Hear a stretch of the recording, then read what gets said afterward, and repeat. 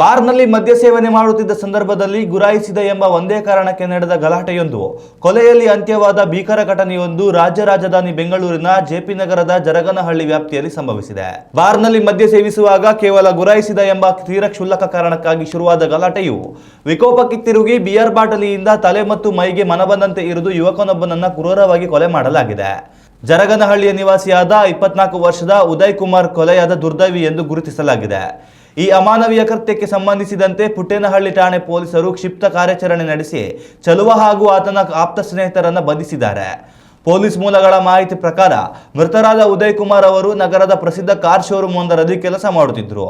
ಆರೋಪಿಗಳಾದ ಚಲುವ ಮತ್ತು ಆತನ ಒಡನಾಡಿ ಸ್ಥಳೀಯ ಮಾರ್ಕೆಟ್ನಲ್ಲಿ ಹಮಾಲಿ ಕೆಲಸ ಮಾಡಿಕೊಂಡಿದ್ದರು.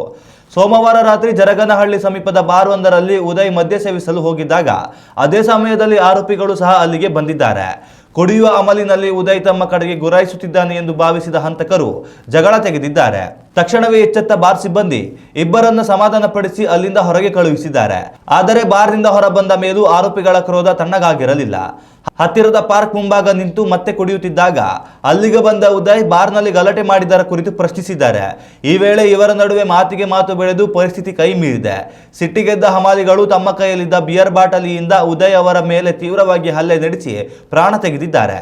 ಈ ಘಟನೆ ಇಡೀ ಇಲಾಖೆಯನ್ನು ಬೆಚ್ಚಿ ಬೀಳಿಸಿದ್ದು ಪೊಲೀಸರು ಮುಂದಿನ ತನಿಖೆಯನ್ನು ಕೈಗೊಂಡಿದ್ದಾರೆ.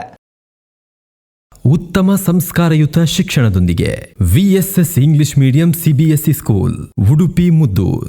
ನರ್ಸರಿಯಿಂದ 10ನೇ ತರಗತಿವರೆಗೆ ಶಿಕ್ಷಣದ ಜೊತೆಗೆ 5ರಿಂದ 10ನೇ ತರಗತಿವರೆಗಿನ ವಿದ್ಯಾರ್ಥಿನಿಯರಿಗೆ ಉತ್ತಮ ಹಾಸ್ಟೆಲ್ ಸೌಲಭ್ಯವೂ ಇದೆ.